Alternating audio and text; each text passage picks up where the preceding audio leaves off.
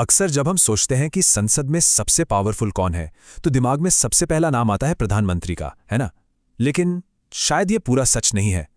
आज बात करते हैं उस पद की जो असल में पर्दे के पीछे रहकर असली ताकत रखता है, लोकसभा के स्पीकर का पद। तो भारत की संसद को असल में कौन चलाता है? जैसा मैंने कहा, ज्यादातर लोगों का जवाब होगा प्राइम मिनिस्टर। पर कहानी में एक ट्विस्ट है। ये जवाब पूरा सच नहीं है। जी हां, असली जवाब है लोकसभा के अध्यक्ष।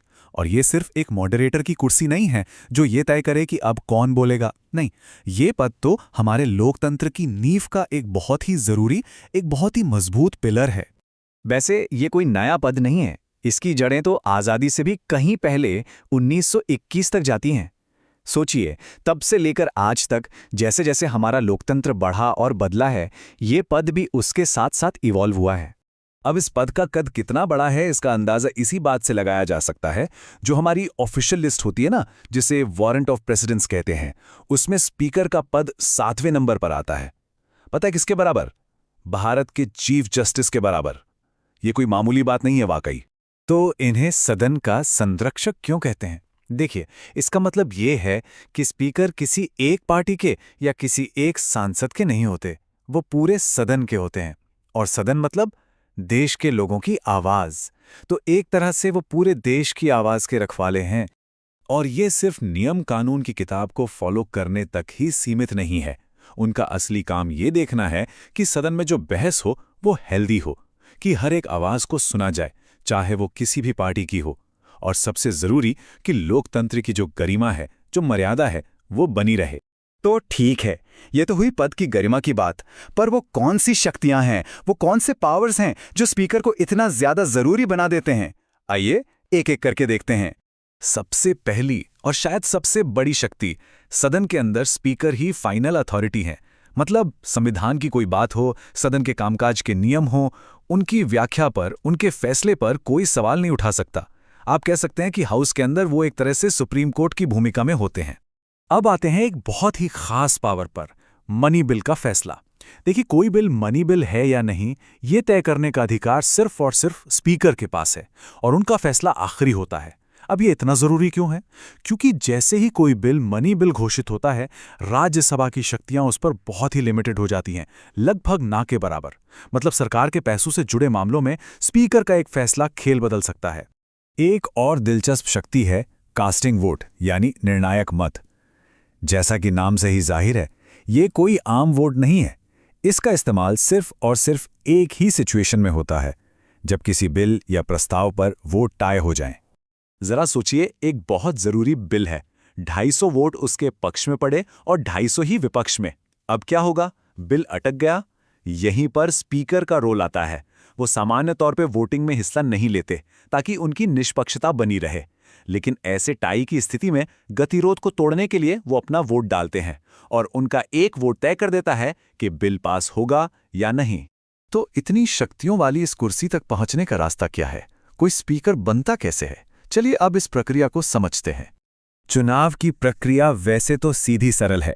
सदन अपने ही सदस्यों में से किसी एक को सिंपल मेजॉरिटी से चुनता है, लेकिन इसमें एक बहुत ही खूबसूरत परंपरा जुड़ी हुई है।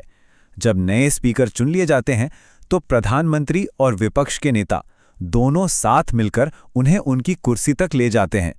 ये एक सिंबॉलिक जेस्चर है, ये दिखाने के लिए कि अब वो किसी एक पार्टी के नहीं, बल्कि पूरे सदन के स्पीकर हैं। और हां, इनके कार्यकाल से जुड़ी एक बहुत ही अनोखी बात है। जब लोकसभा का कार्यकाल खत्म हो जाता है या वो भंग कर दी जाती है, तो सारे सांसद तो पूर्व सांसद हो जाते हैं, लेकिन स्पीकर वो अपनी कुर्सी पर बने रहते हैं। जी हां, वो तब तक स्पीकर रहते हैं जब तक नई चुनी हुई लोकसभा की पहली बैठक नहीं हो जाती। ये पद की निरंतरता को सुनिश्चित करता है। अब जाहिर है, जब किसी एक पद के पास इतनी सारी शक्तियां हों, तो सबसे बड़ा सवाल उठता है निष्पक्षता का। कोई स्पीकर राजनीतिक दबाव से ऊपर उठकर काम कैसे करता है? हमारे संविधान ने इसके लिए कुछ बहुत मजबूत इंतजाम किए हैं, कुछ सेफगार्ड्स दिए हैं। जैसे कि उन्हें पद से हटाना बहुत बहुत मुश्किल है। उनकी सैलरी भारत की संचित निधि यानी कंसोलिडेटेड फंड ऑफ इंडिया से आती है, जिस पर संसद में वोटिंग नहीं होती। और तो और उनके काम की आलोचना या उन पर टिप्पणी सिर्फ एक तय प्रक्रिया के तहत ही हो सकती है, यूं ही चलते फिरते नहीं। ये सारे इंतजाम उन्हें निडर होकर फैसले लेने की आज़ादी देते हैं।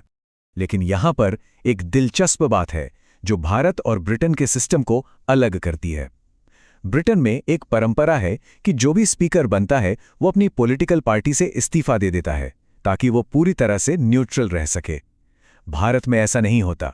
यहाँ स्पीकर अपनी पार्टी का सदस्य बना रहता है और यहीं से वो बड़ा सवाल पैदा होता है, क्या अपनी पार्टी का मेंबर रहते हुए कोई पूरी तरह से निष्पक्ष रेफरी की भूमिका निभा सकता है? जैसा कि मैंने पहले कहा, स्पीकर को हटाना आसान काम नहीं है। इसके लिए एक प्रस्ताव लाना पड़ता है जिसके लिए सदन के पूर्ण बहुमत की जरूरत होती है। ध्यान दीजिए, पूर्ण बहुमत मतलब सदन की कुल संख्या का बहुमत, ना कि सिर्फ उस दिन मौजूद और वोट करने वाले सदस्यों का। ये एक बहुत ही ऊंचा स्टैंडर्ड है जिसे पार करना लगभग नामुमकिन सा हो जाता है। अच्छा, एक सवाल ये भी है कि अगर स्पीकर मौजूद ना हो, मान लीजिए बीमार हैं या किसी और वजह से सदन में नहीं आ सकते, तो फिर क्या होगा? काम कैसे चलेगा? खैर, इसके लिए भी एक पूरी व्यवस्था है। जब भी कोई नई लोकसभा बनती है तो उसकी पहली कुछ बैठकों के लिए राष्ट्रपति एक प्रोटेम स्पीकर नियुक्त करते हैं। ये आमतौर पर सदन के सबसे सीनियर सदस्य होते हैं। इनका काम लिमिटेड होता है, नए सांसदों को शपथ दिलाना और नए परमानेंट स्पीकर के चुनाव की प्रक्रिया को पूरा करवाना। फिर आते हैं डिप्यूटी स्पीकर। ये भी ठीक स्पीकर की तरह ही लोकसभा द्वारा चुने जाते हैं और ये स्पीकर के अधीन नहीं होते बल्कि सीधे सदन के प्रति ही जिम्मेदार होते हैं।